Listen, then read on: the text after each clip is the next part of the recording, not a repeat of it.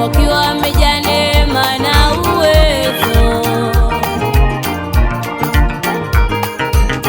Alikuwa akifanya maajabu na ishara kubwa katika watu. Neno la Mungu likaenea na hesabu ya wanafunzi ikazidi sana katika Yerusalemu.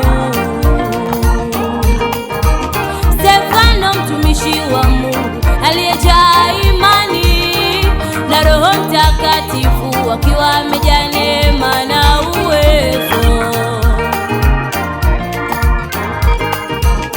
alikuwa akifanya maajabu na ishara kubwa katika watu.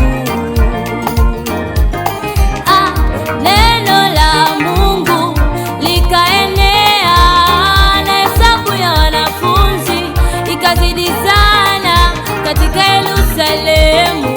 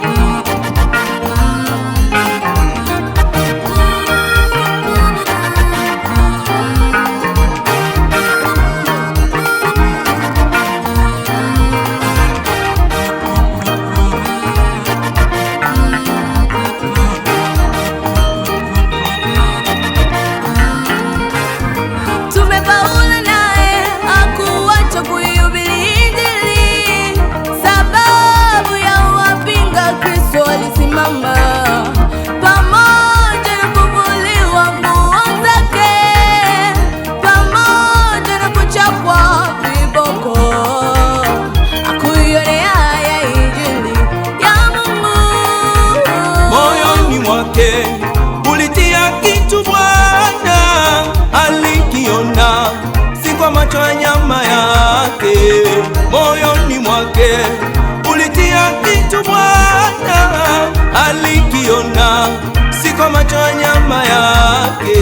Tumefaulu naye hakuacha kuihubiri Injili, sababu ya wapinga Kristo alisimama pamoja na kuvuliwa nguo zake, pamoja na kuchapwa viboko, akuionea ya Injili ya Mungu.